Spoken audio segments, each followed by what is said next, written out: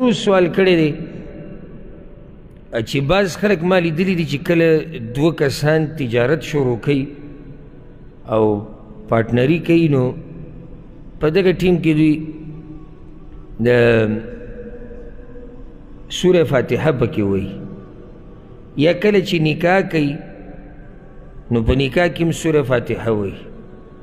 وایي چې کله پکې دا ووایي نو د نکاح کې هم الله برکت اچوي په دې کار کې نو دا خبره صحیح ده که نه الجواب دې باندې هېڅ دلیل نشتی هېڅ دلیل په دې باندې په شریعت کې نشتی چې کله دوه کسان تجارت شروع کړي هغوی دې سوره فاتحه وایي دغه عقد لیکلو وخت کې یا د نکاح عقد چې لیکلی کېږي به یې کې سوره فاتحه دا په شریعت کې نشتی بدعت دی دا کار ځکه چې په دې دلیل نشتی بلکې زموږ په دې ملکونو کې یو دا طریقه ده او دا مولیان هم کوي ما ډېر مولیان لیدلي دي او بعض هغه پکې مخته وي چې هغه ځان ته پکې لا دعوه دا کوي چې موږ د قرآن او حدیث په لار روان هر څه کې تابعداري د دین د مشرانو پکار ده ځکه ګوره امام مالک رحمه الله وایي کومه خبره چې د صحابه کرامو په وخت کې دین و هغه نن هم دین دی کومه خبره چې د هغوی په وخت کې دین نه و هغه نن هم دین نه دی دا تجارتونه هغوی نه دي کړي دا افتتاح د تجارتونو د دکانونو د کاروبار هغوی نه ده کړي دا طریقه ما لیدلې زموږ په دې ملکونو کې دا ډېره مشهوره طریقه ده مولوي صاحب به راوغواړي او بل او بل او بیا ټول لاس اوچت کړي دوا کوي کله چې هغه دغه کټ کوي هغه پړی غوندې کټ کوي نو مولوي صاحب به لاس اوچت کړي ټولو سره لاس اوچت کړي دا اجتماعي دوا په دې ځای کې دا خو سلفو نه ده کړې دغه ټیم کې که سړی عامه داسې یو دعا وکړي او هر سړی خپله یو دغه وکړي لکه مبارک شه الله دې پکې برکت واچوي مبارک شه الله دې پکې برکت واچوي دا جدا خبره ده خو هر سړی راځي مبارکۍ وکړي خپله یو دعا کوي خو داسې د دې اهتمام کول چې هغې له خاص مولیان راغوښته او هغوی بیا لاسونه اوچت کړي او هغوی دعا کوي نو دا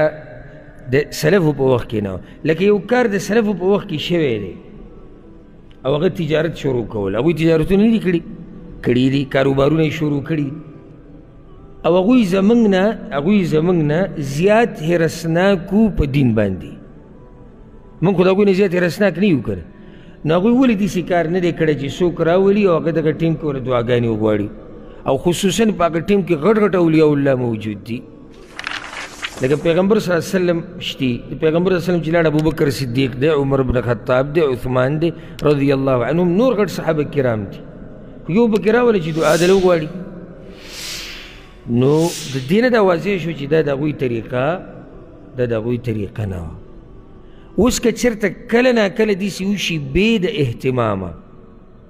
اهتمامه هغه جدا خبره خو زموږ په ملکونو کې د دې اهتمام کېږي که نه لیدلي م دي چېرته مولوي صاحب وي دې دپاره زه به یوه خبره وکړمه په دې وخت مانه د مولیانو طبقه یا نور چې کوم ملګري دا به نه خفه کېږي زموږ په دې ملکونو کې د پاک و هند او خوا کې افغانستان او دغه ملکونه په دې کې دا یو څو کارونه یعنې بعضو مولیانو خصوصا د هغوی سره علم نه دقې ته یې ډډه لګولې او دې د لاسه د عوامو دا مطلب شي چې یاره دا مولوي صاحب او د مولا جو دقه کار نور د ده څه کار نه وي نکاح ته به پروتي نکاح به پړاوي پای کې به پیسې دي بیا به ستا ابتداګانو ته پروتي بیا به ستا جنازو ته پروتي او بیا به ستا دپاره دعاګانې غواړي او څلور کار او ځکه ډېر خلک بیا په ټولو باندې دا ګمر کوي ما پسې هم دي چې کسان راشي هغه په لاره کې دا هلکه طریقه یې د خبرې ته څه کړي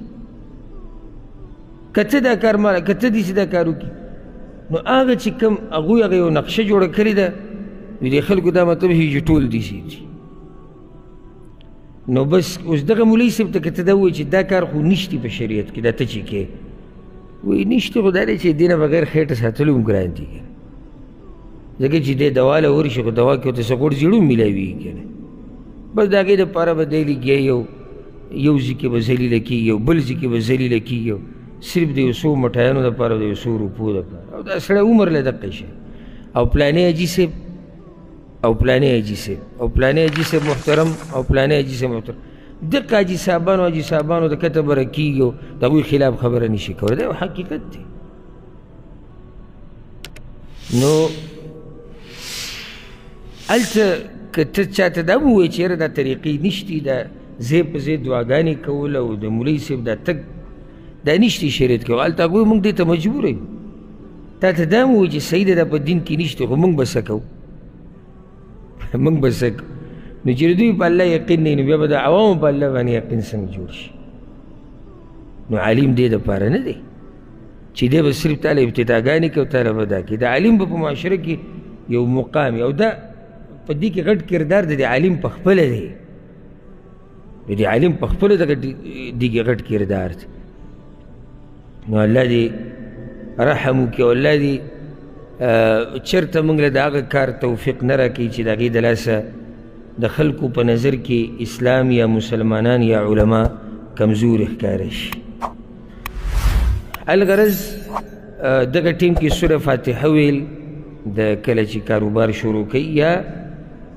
د نکاح په ټیم کې دا نه دي ثابت